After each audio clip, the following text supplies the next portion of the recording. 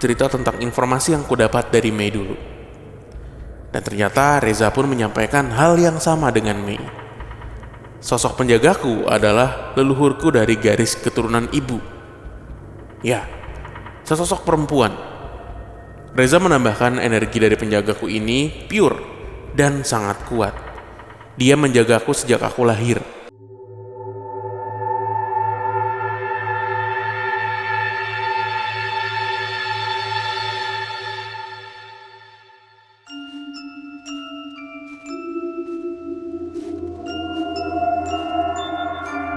Assalamualaikum warahmatullahi wabarakatuh. Shalom. Om Swastiastu. Namo Buddhaya. Salam kebajikan. Selamat datang kembali di podcast Malam Kliwon episode 658. Iya, ini masih di awal tahun. Semoga teman Kliwon selalu diberikan rezeki dan keselamatan. Amin. Kami mau ngingetin sekali lagi buat teman Kliwon yang pengen berbagi cerita, silahkan langsung kirim email atau cerita kalian ke alamat di bawah ini. Itu dia. Apa tuh Min? Coklat ya? Apa sih? Bukan coklat. Hah? Ada dari selatan Eropa lah ini ramuan. Eropa Selatan emang apa? Hah? Eropa Selatan apa? Belgia gitu. Apa mana? Benar.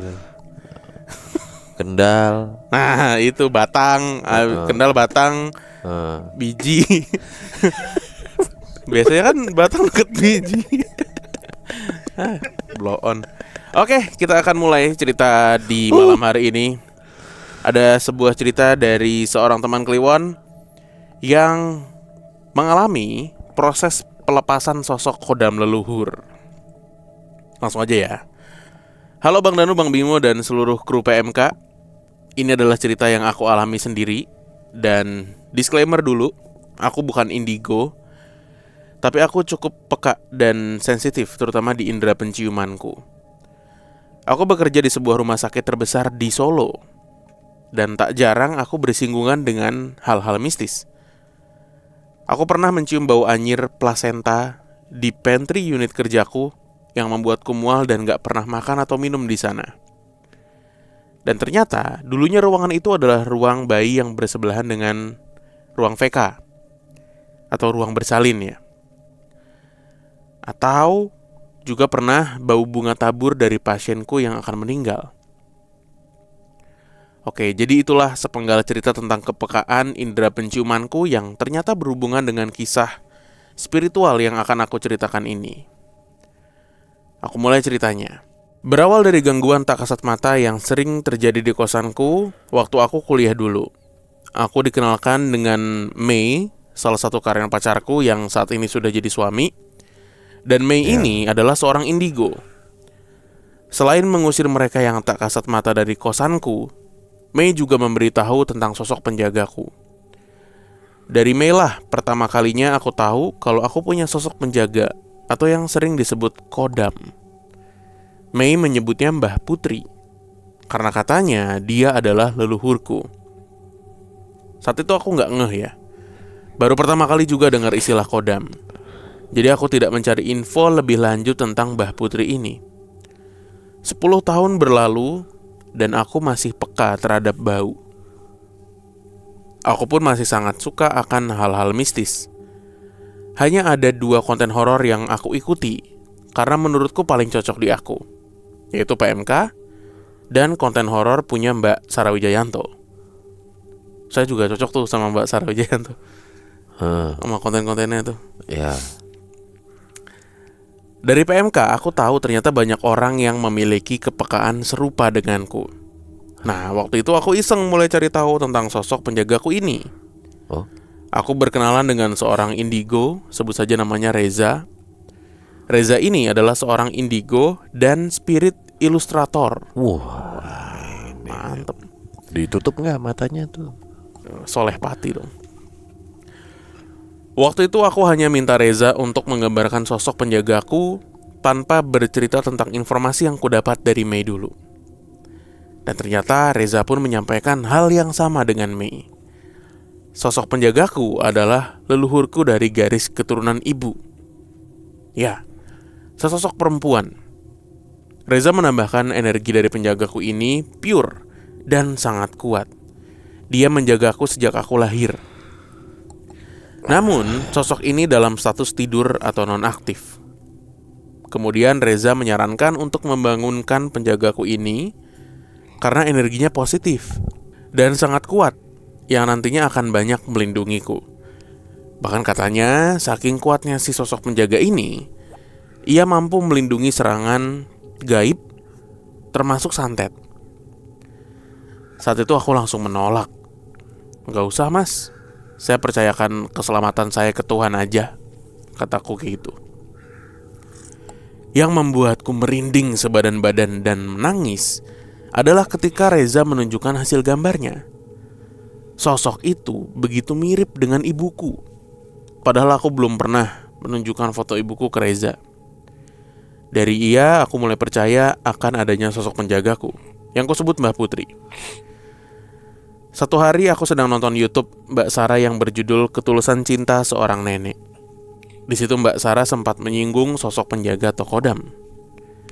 Mbak Sarah bilang sosok leluhur itu begitu mencintai anak cucunya, sehingga dia rela puluhan hingga ratusan tahun stay di dunia cuma buat menjaga keturunannya. Dan sebenarnya mereka ini kasihan, karena seharusnya mereka sudah bisa berproses ke alam selanjutnya. Mbak Sarah menyarankan setiap kita berdoa, jangan lupa mendoakan mereka dan meminta mereka untuk pergi. Singkatnya, aku ketemu sama kakakku yang sebenarnya juga punya kemampuan gitu. Waktu aku cerita, dia hanya tersenyum aja. Ternyata dia pun sebenarnya sudah lama tahu tentang sosok Mbak Putri ini. Ya sudah, aku bantuin lepasin Mbah Putri ya, katanya. Sudah kebuka nih, kamu mau bilang apa sama Mbah Putri? Aku bilang, makasih ya Mbah, sudah jagain aku selama 33 tahun ini. Mbah Putri gak perlu khawatir lagi. Aku punya Tuhan Yesus dan Bunda Maria yang jagain aku. Mbah boleh pergi ya. Dan setelah ngomong gitu, bisa-bisanya aku nangis dan sedih banget. Rasanya kayak habis ditinggal keluarga meninggal gitu. Setelah aku melepas sosok penjagaku ini, indera penciumanku sudah tidak sensitif lagi. Benar ya, semakin kita mengenal dunia spiritual, kita semakin mendekatkan diri ke Tuhan. Sebenarnya kita sendiri yang terkadang membuka portal dalam diri kita untuk membiarkan si jahat masuk ke dalam hati dan pikiran kita. Aku memilih untuk melepaskan sosok penjagaku yang katanya kuat ini, agar aku tidak menyombongkan diri, dan agar aku tetap mengandalkan Tuhan sebagai satu-satunya penolong dan penjagaku. Bang Danu dan Bang Bimo, kalau mau lihat gambar dari sosok Mbah Putriku, bisa cek DM ya. Oke. Dari akunku nih, @hello.april. Oh ya, Bang Bimo bisa mampir ke IG ku untuk lihat rekomendasi Gua Maria dan tempat doa di area Solo Raya. Terima kasih ya abang-abang semua sudah menemaniku sejak hampir 5 tahun ini. Sehat selalu, berkat melimpah, dan Tuhan memberkati. Amin. Amin. Terima kasih. Mana nggak ada hello.april. Oh ini. Ada. Oh, saya. Oh iya nih, gitu bener nggak sih? Iya. Oh iya. Hah? Terima kasih Mbak April. Tapi saya mau ini dulu Mbak, mau bertanya sama Mbak April nih. Tadi saya sudah seneng banget mendengar bahwa dua channel yang membuat Mbak April tuh seneng banget ya adalah channel PMK dan Mbak Sarah. Sarah. Ketika menyebutkan reasonnya kenapa suka Mbak Sarah, oke. Nah, ini reasonnya kenapa suka kita kayaknya kurang bold. Oh, masa perlu dijabarkan? Enggak, dia cuman bilang berkat PMK saya jadi tahu gitu kan. Banyak orang punya pegangan lah gitu, atau punya penjaga kepekaan, gitu kan, kepekaan. Pertanyaan saya, channel-channel horor yang lebih gede dari PMK emang nggak pernah menyebutkan atau menjelaskan itu? Apa gimana? Cuman ada di sini kan loh. sama. Iya kali. Anyway, sebelum kita lanjut mereview cerita Mbak April, saya jadi tertarik untuk mereview MOOC ini. Sekitar berapa tadi? 10 menit. 10 menit. Nah kan tadi gue mencoba membuat minuman hangat supaya badan gue hangat nih. Dengan harapan gue bisa begini-begini. Iya. Ternyata nggak hangat cuy, tangan gue. Tapi air di dalam sini masih terus panas dan ngebul, nggak bisa gue minum. Oh. Nah berarti mug ini cocok banget dipakai sama teman-teman Kliwon yang mungkin kerja kubikel dan ruangannya panas.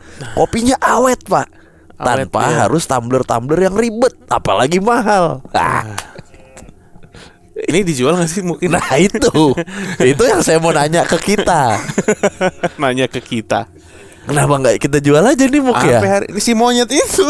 Gue udah bilang dari kapan tahu.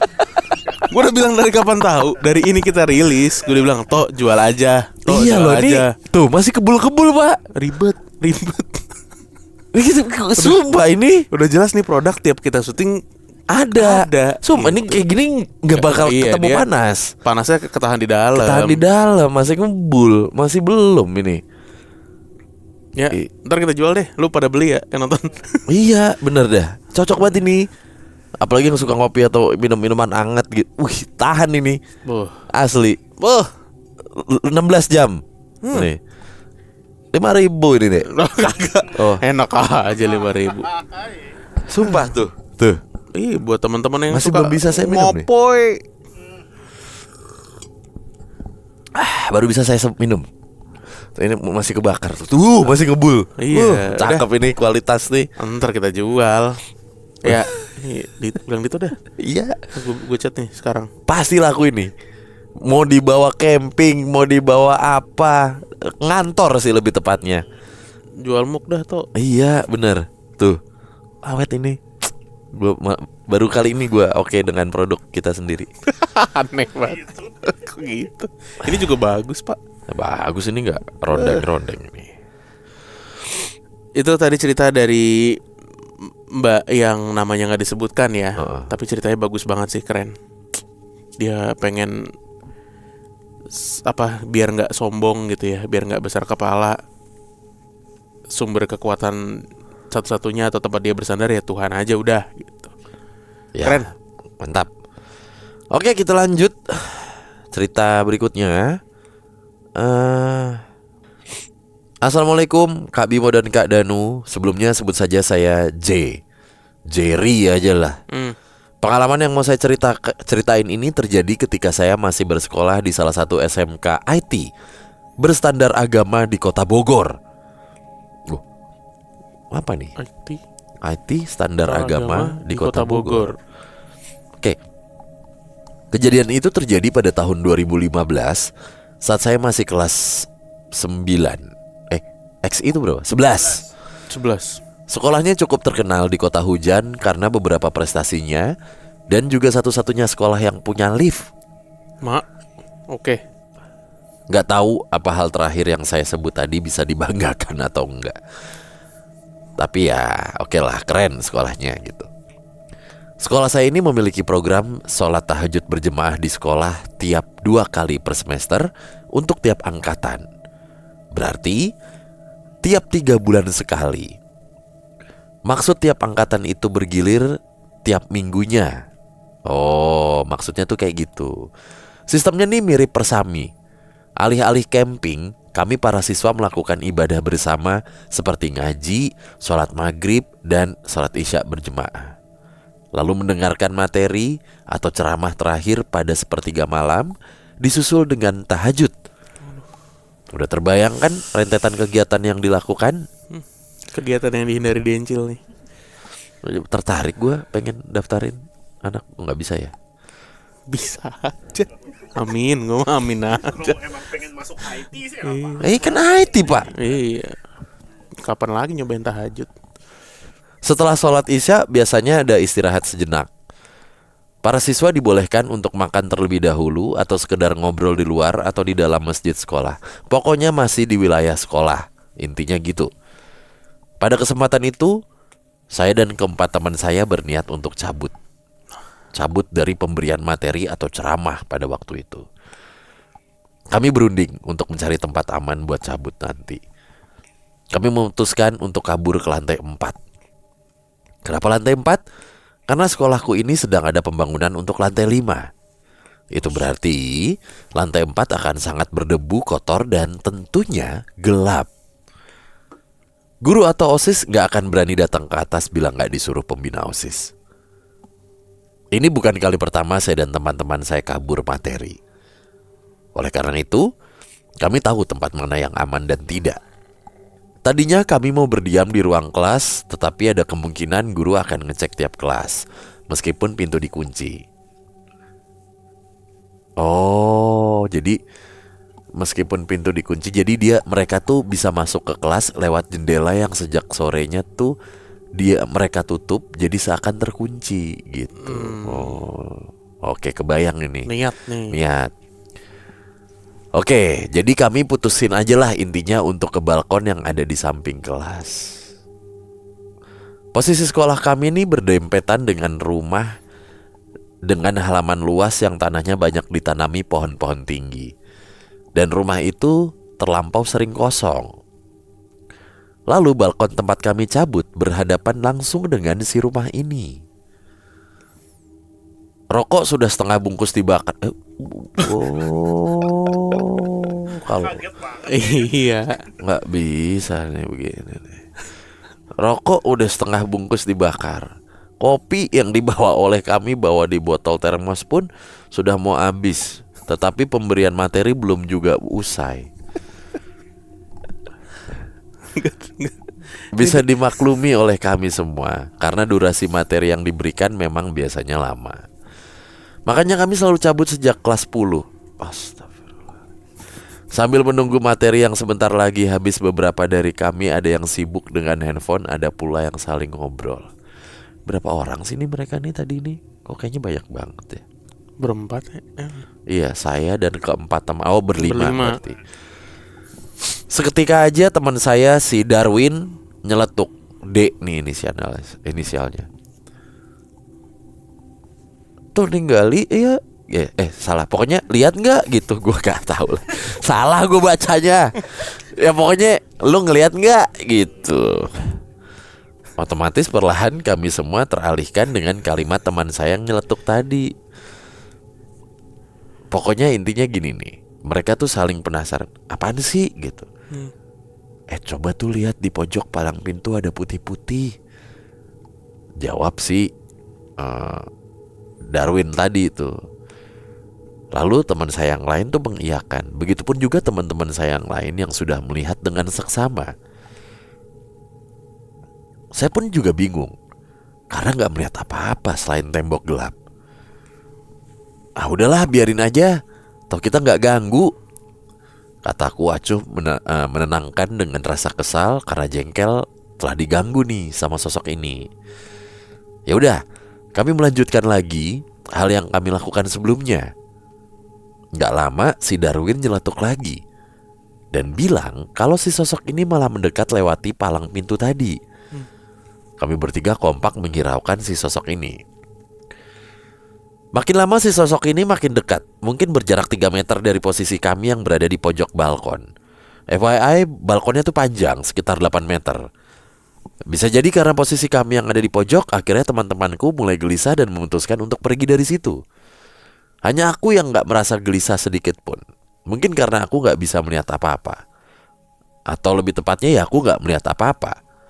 Kata Darwin dan kata Martin, si sosok ini tuh wujudnya makin jelas terlihat ketika jaraknya sudah sangat dekat dengan kami. Ya penampilannya kuntilanak pada umumnya lah. Gaun putih lusuh panjang dengan rambut ijuk yang panjang, gak keurus, hampir menyentuh lantai. Akhirnya setelah lama berunding, kami memutuskan untuk pergi dari posisi kami. Kami berjalan berbaris ke belakang. Kata Darwin, saat kita melewati sosok ini, kepalanya mengikuti arah jalan kami dan mengikuti kami hingga palang pintu. Dia menghilang saat kami semua masuk ke musola lantai 4. Jujur, saya dan Martin gak takut dengan sosok ini. Martin lebih takut karena 2 teman kami sudah gelisah terlebih dahulu. Takutnya salah satu dari mereka kesambet. Kan gak lucu dihukum karena ketahuan cabut, terus ada yang kesurupan gitu. Emang udah settingan guru lo ini bro. cukup segitu dulu yang bisa saya bagikan ya Kak. Oh ya, tambahan, saya alhamdulillah orangnya nggak takut dengan yang begituan. Karena dulu saya pernah nyekek langsung makhluk halus Nah ini harus kita suruh datang nih. yang mengganggu saya di kamar dan saya nggak punya ilmu sama sekali. Oh bisa dicekik ya? Dari sejak saat itu saya nggak takut dengan makhluk halus. Lancar terus, makin jaya dan sukses selalu PMK. Terima kasih udah dibacain ya Kak. Anjir, anak SMK emang nggak bisa dianu-anuin lah udah. Anjing. Kuntilanak muncul. Masa dicekik. Mau tidur anjing.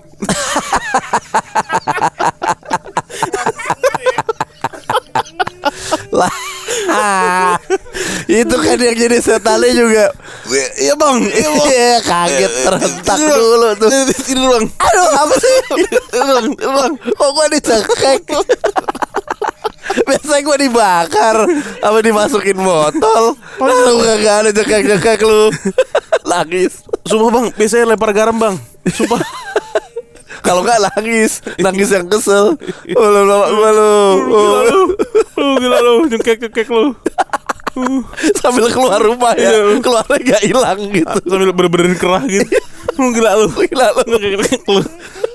Biasanya gue disiram garam, dimasukin botol lu. Gila lu. Paling banter ayat kursi lu nyekek lu. Tai bener lu. Keluar lah gitu. Itu si Darwinnya juga iya bang, orang refleks bang. Bukan siapa nih namanya, Jerry ya tadi. Aduh, dicekek aja. Oh tidur anjing. Udah bang. Main cekek aja lu. Masih minimal ayat kursi lu. Tai lu. Ditaiin. Aduh, saya pernah nyekek makhluk halus bang. Wah anjir, Lucu nih dia nih. Respect. Anjing. Tapi dulu tuh si Obi tuh temen gue yang waktu itu pernah cerita di sini, pernah tuh ngerokok di kelas gitu loh. Lantai 3 kan. Kelas dia tuh paling pojok gitu lah. Salah satu yang paling pojok. Buka jendela, dicekek satpam. Ngerokok lu di sini lu. Dia aja yang dicekek. buka jendela, ngerokok tuh kelepus jongkok gitu di atas meja. Wah kelepus. Datang guru agama gue lagi ngambilin absen harian. Buka kaca, assalamualaikum, boleh minta absen? Dia ngerokok, sini yuk. Diangkut langsung. Bagian orang kok terus terang banget ya. Aneh banget. Pak Mansur namanya, gue inget banget. Lucu banget bentukannya kayak Opi Kumis. Kenapa guru agama selalu lucu ya bentukannya ya? Sumpah demi Allah. Assalamualaikum, mau ngambil absen, dia ngerokok. Jenggut langsung. Aduh, ntar gue cari fotonya. Siapa Pak Mansur? Iya. Oh ada ya? Ada lah, masa nggak ada? Ya kan kita ngapain lu nyimpen foto guru agama? Ayo, kalau dipikir. Cari di Google lah, anjing, masa di galeri gua. Juga jarang gak sih? Ada, pasti. Kan tinggal sebutin Oh, SMA kalau aja. lo nama lengkapnya tahu bisa jadi keluar. Gitu. Ini SMA canggih nih. Ada Iya. futsalnya. Ada lapangan. Kok lapangan sih, tolong. Gue sambil baca jadi Ini kemana-mana. ya, futsal. Ada futsal. Ada lift. Lantainya tadi lagi renov sampai lantai 5. Ayo udah gak fokus. Ngomong sambil baca tuh bego ya. Iya. Ada liftnya. Tapi sekarang sekolah Iya. sekarang semua udah ada. Apalagi yang swasta gitu. Masa sih? Nah, SMA gue ada liftnya pak. SMA berapa lu? SMA apa? Ada Marsudiri nih Matraman. Ada lift ya? Ada liftnya. Berarti emang SMA negeri doang bapuk ya? Kampret, gak ada sekolah gue dari dulu. Biasanya baru bagus pas kita lulus. Iya. SD gue aja sekarang udah gak ada bro. Apanya? Di merger. SD-nya hilang Le. Oh. Di Ya. merger. Jadi Sama Asiop Iya, sama Villa 2000. Di merger. menghasilkan gelandang berkualitas. jadi Bayangkara Lampung FC itu Iya, Badak Lampung. Jadi Badak Lampung. di merger gitu gimana? Di merger SD gue hilang. nggak ada lagi. Bangunannya juga nggak ada. Bangunannya ada, cuma jadi satu namanya. sekolah doang. Oh. Dulunya ada 04, 06 pagi. Ya. Ada yang petang juga 05. Heeh. Nah, akhirnya 04, 05, 06 merger semua Jadi apa? 04. Lah 0506-nya nggak ada. Hilang, nggak ada. Satu ada. Nggak tahu di mana. Ada pastilah. Ini Satu, cuma dua. satu gedung. Oh. Satu gedung gede gitu. Cuma 56-nya hilang. Sekarang 04 doang adanya. Pengangkaan apa? Pemberian angka dalam sebuah sekolah itu based on apa sih? Kayaknya region dah. Jakarta mana? Daerah kali, iya. SMA Kali 1, SMA 2, SMA 3, SMA 4. Kalau itu mah Jakarta. Kalau Jakarta Timur ini belakangnya banyak yang 1. 81, 61, 71, 91. Oh iya, semua iya. timur ya. 31 juga dekat-dekat masih timur tuh. 31 mah timur, Pak. Iya kan timur. Kayu manis, iya. Oh, kalau 8 selatan kali. 8 udah selatan. Enggak, 68 pusat. Oh, 68 pusat. 38 38 Romangun. 38 gua beda. Oh iya 39 ya. Mana sih? 39 Cijantung. Sejantung ya gua benar. 48 juga jauh, Ding. 28 Ragunan. Kok Ragunan? Apa? Pasar Minggu. 8 Bukit Duri. Iya.